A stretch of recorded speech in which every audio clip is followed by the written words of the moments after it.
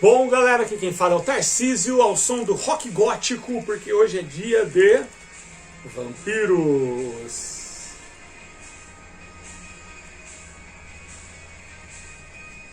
Bom, provavelmente é o fim da nossa campanha, muito provavelmente.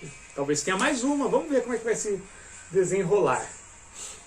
Bom, então, só fazendo uma recapitulação bem rápida, o James e o Ian voltaram para o Horror Fiend Club, para a igreja, nesse dia de chuva, depois que o John, o Robert e a Janice perderam o controle. O John atacou o hospital, a Janice atacou a exposição de arte, o Robert atacou o restaurante, e eles chegaram de volta no Horror Fiend Club, onde eles encontraram novamente o Silent Walkers, a banda de vampiros Glam.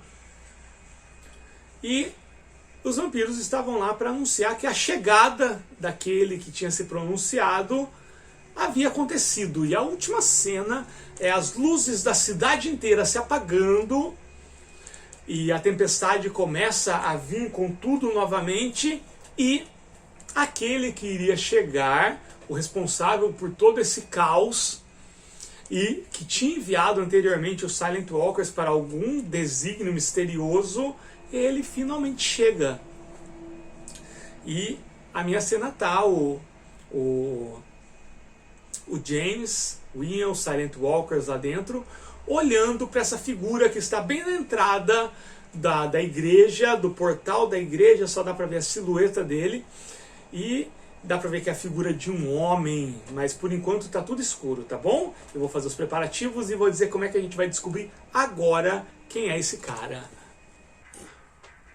Então chegou a hora de quebrar o mistério. Quem é essa figura misteriosa? Eu fiz aqui uma tabela D6 para determinar.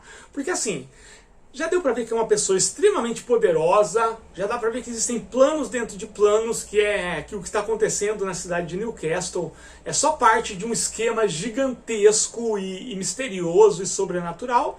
Então eu queria que o responsável por isso fosse alguém grande, né? Fosse alguém poderosíssimo. Então eu fiz uma lista aqui, e essa minha lista é um D6, e é assim, ó, eu vou decidir agora quem é esse vampiro. Se cair de 1 a 2, é Caim. A origem de todos os vampiros, o primeiro vampiro e provavelmente o ser mais poderoso desde que o mundo é mundo. 2, o segundo vampiro. Isso cair 1 ou 2 no dado. Se cair... Falando nisso, cadê meu dado? Só um segundo. Acho que eu vou precisar pegar um dado lá. Mas tudo bem. Se cair 3 ou 4, é nada mais, ninguém menos do que Conde Drácula, Vlad Tepes, né? E se cair 5 a 6, é nada mais, nada menos do que Anubis, aquele que abre caminhos, o que levava as almas para o submundo. Logicamente uma versão vampírica dele, o dado está aqui. Então, olha só gente muito poderosa. E o Anubis, mesmo sendo um vampiro, né, todas as lendas sobre Anubis, dessa pessoa que levava as almas até o submundo, que abria caminhos e tudo, referem-se a esse ser. De 1 a 2, Caim. 3 ou 4, Drácula, Vlad Tepes. E 5 a 6, Anubis. Vamos lá, hein? A jogada mais importante da campanha inteira. E então dá um raio, a pessoa começa a se aproximar e vai se apresentar, né? E essa pessoa se apresenta como o suspense. Essa pessoa, ela começa a se aproximar e os raios começam a aumentar, e pela luminosidade dos raios, o James, ele começa a perceber que essa pessoa está vestida um sobretudo preto, só que não é um sobretudo moderno, é uma coisa antiga. E por trás desse sobretudo, ele é aberto aqui na frente, o James percebe várias joias, colares, pulseiras, todos com algum tipo de temática egípcia. E, inclusive, quando dá um raio mais forte que ilumina tudo, o James ele percebe que a pessoa tem a fisionomia típica dos povos egípcios, aquele olhar profundo, né? Aquela imponência que é bem característico mesmo do povo egípcio, ainda mais do povo egípcio das antigas. E James, ele não sabe, mas o cara se apresenta e aí o Pink fala: James, conheça Anubis, aquele que abre caminhos. É Anubis, né? Um dos vampiros mais poderosos de todos os tempos e talvez um dos mais antigos, né? E o olho do Anubis, ele é todo branco assim. Ele não é humano mais, ele não tem. Ele é esteticamente uma pessoa muito bonita, mas que já deixou de ser humana há muitos e muitos milênios. Então é extremamente desconfortável para o James, mesmo o James sendo vampiro, ficar perto daquilo, porque é uma coisa inumana. E o James nunca pensou que a falta de humanidade, se bem que ele está de posse dos seus controles, o Anubis, né? Mas aquele ser que está na frente do James está tão longe da humanidade que o James não consegue nem se reconhecer naquilo, nem como humano e nem como vampiro. Ah, meu Deus do céu! Igual é a ação do Anubis, né? Vou pensar em coisas drásticas, né? Vou montar uma lista aqui. Ele simplesmente destrói os Silent Walkers. Por que eu estou falando isso? Porque já faz várias sessões que os Silent Walkers, principalmente o Pink, ele tem ficado extremamente preocupado, né, com a chegada dele. Então, e até mesmo temeroso. O Pink tem medo. Então, talvez o Pink saiba que isso possa acontecer. Então, ele vai destruir os Silent Walkers, né? Uma segunda opção, ele vai provocar o frenesi em todo mundo que está ali. O frenesi não, né? A fúria, né? O frenesi, né? Ele vai fazer todo mundo perder o controle, talvez menos o James, que já tenha sido tocado, né? Ou 3, uma ação bem dramática, ele vai botar fogo na igreja, cara, né? Eu não acho que para um vampiro dessa magnitude o fogo seja um problema tão terrível assim. Então, vamos lá. 1 a 2, ele vai destruir os Silent Walkers como se fosse papel queimado. 3 a 4, ele vai provocar um frenesi em todo mundo. E aí o James e o Ian, eles vão ter a opção de lançar para resistir. E 5 a 6, ele vai tacar fogo bonito no Horror Fiend Club. Então vamos rolar o dado aqui. Caiu 1. Meu Deus do céu. Então, o Anubis, com aquela imponência, ele chega, ele faz um gesto bem sutil assim, né? Levanta a mão lentamente e os Silent Walkers começam a se contorcer e se contorcer realmente de uma forma totalmente anti-anatômica, que se fossem humanos normais seria a morte totalmente, e eles começam a se contorcer, se encolher, até que eles começam a pegar fogo, como se estivesse pegando fogo internamente, como se fosse uma combustão espontânea, como se fosse algo tentando sair dentro deles, uma energia, e logicamente eles caem no chão e eles começam a apresentar essa luminosidade como se fosse fogo interno, e depois ele para e eles são reduzidos a cinzas. Não há mais Silent Walkers. E agora, hein? O Ian, ele tá calmo, ele se desesperou. Ele está calmo ainda? Não. O Ian está extremamente desesperado. Está totalmente fora de controle. Ele não entrou em frenesi nem nada, mas ele está totalmente desbalanceado emocionalmente, o Ian. Ele está se mexendo, ele não sabe o que fazer, ele está naquele momento que ele não faz ideia do que fazer, ele está temendo pela própria vida, ele sabe que tudo mudou e ele ainda está chocado com o Robert, a Janice e o John, né? Os gritos continuam pela cidade? Sim, e aumentaram. Então, lá na distância, o James consegue perceber gritos, muitos gritos, vindo de outros lugares que não a galeria, que não o restaurante, que não o hospital, batidas de carro, sirenes, está um caos na cidade, está caótico. E logicamente, para piorar, as luzes se apagaram, né? O Anubis, ele toma alguma ação ou ele permanece em silêncio? 1 a 3 ação, 4 a 6 silêncio. Silêncio, ele para e fica procurando alguma coisa, da mesma forma que os Silent Walkers estavam procurando algo. E ele se demora naquilo, como se ele tivesse totalmente indiferente à presença do Ian e do James. O que o James pode fazer, meu Deus do céu? Né? O James está querendo de verdade, assim, dentro do personagem, da personalidade dele, né? E lembre-se que ele seria um malcaviano, ele é um, né? Ele vai tentar usar o poder dele, ele tem o Shared Mind, ele vai tentar identificar os pensamentos do Anubis, né? Na verdade, assim, dificilmente ele vai conseguir. Ele precisaria ter pelo menos 6 sucessos, né? A diferença de geração. Ele não conseguiria, né? A menos que o Anubis permitisse. Então vou rolar aqui. O Anubis vai permitir isso? Ele está preocupado com isso? Ele vai se opor ou ele vai criar uma barreira? Sim. Então, sem chance. Não adianta.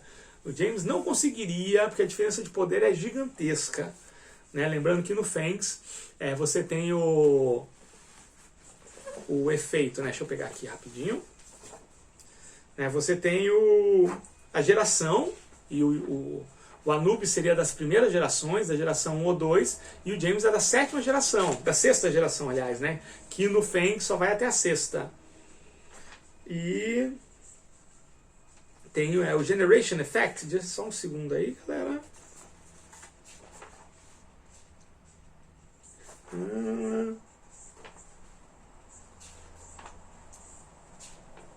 Não achei. Mas ele não consegue, né? Porque a diferença de uma geração para outra é o tanto de sucesso que um vampiro tem que ter para sequer causar qualquer efeito num vampiro mais velho. Então, o James não tem como conseguir 5 sucessos agora. Então, não dá para fazer isso. O James ele pode correr, tentar fugir, seria uma coisa que o James faria, ou conversar com Anubis, né?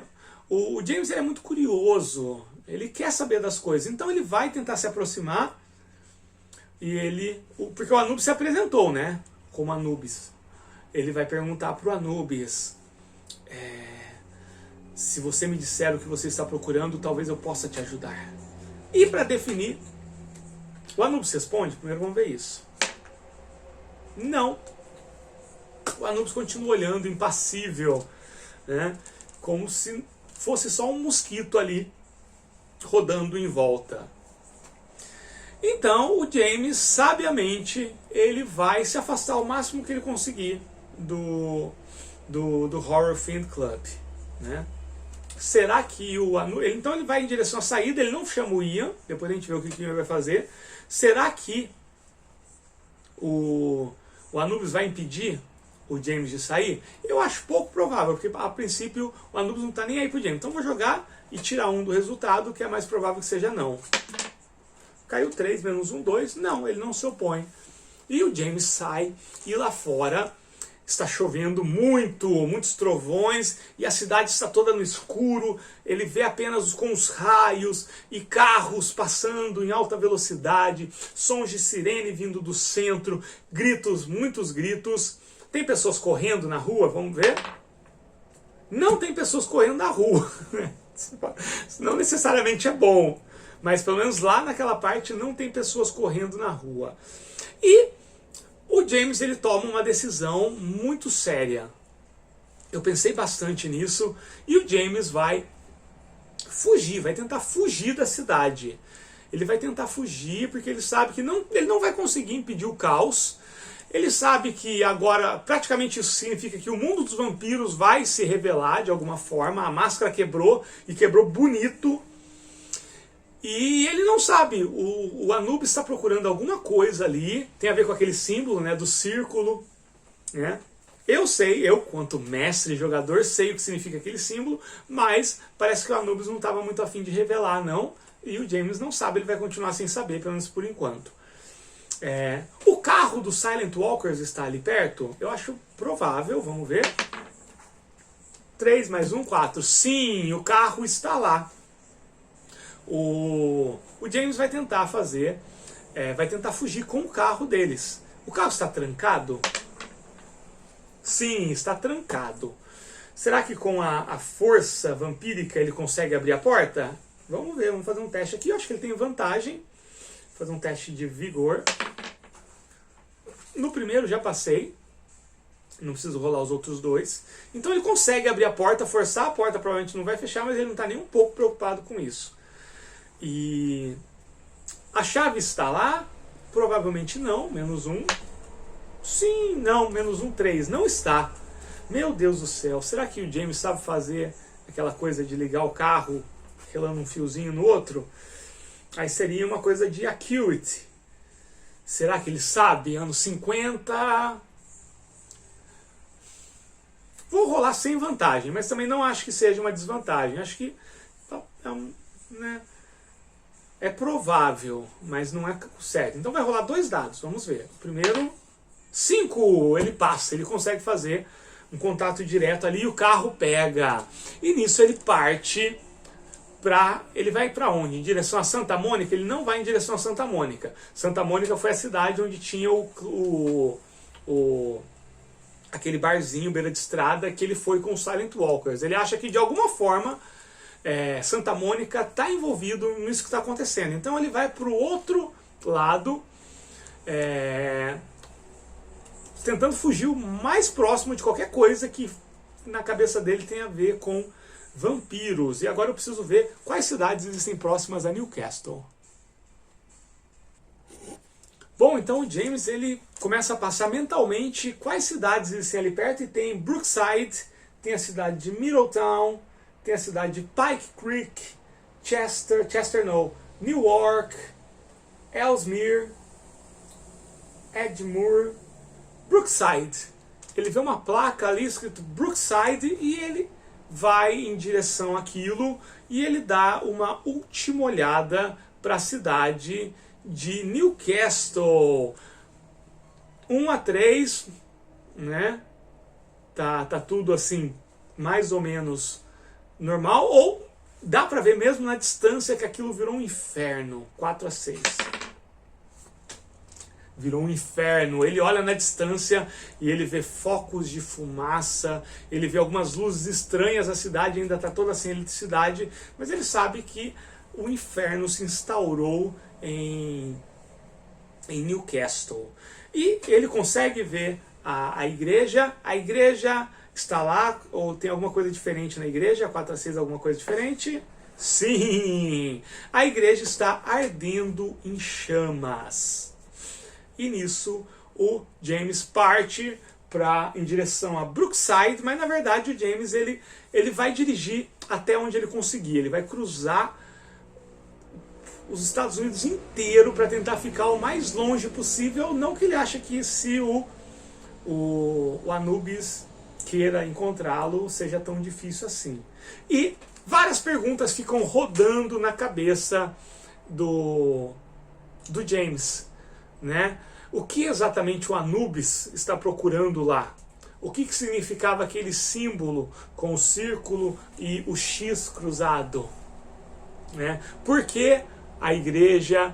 Onde estão os vampiros mais velhos? O que aconteceu com eles? Qual exatamente era a função dos Silent Walkers? O que existia naquele local perto de Santa Mônica em que o James teve aquela visão medonha? Né? E o que o Anubis quer ao revelar, ao causar o pânico numa cidade inteira, né, levando vampiros ao frenesi? O que exatamente ele quer? E o que vai acontecer a partir disso? O James está se perguntando como que a sociedade vampírica vai se configurar, como que a sociedade mortal vai reportar o que está acontecendo em Newcastle. Então o James ele sabe que nada será como antes, nunca mais. Então é isso, gente. Vamos dizer que essa foi a primeira temporada dos Vampiros de Newcastle. Não pensa que acabou, não. A história do James vai continuar. Vamos só fazer uma pausa, vamos deixar essa história marinando aí na nossa cabeça.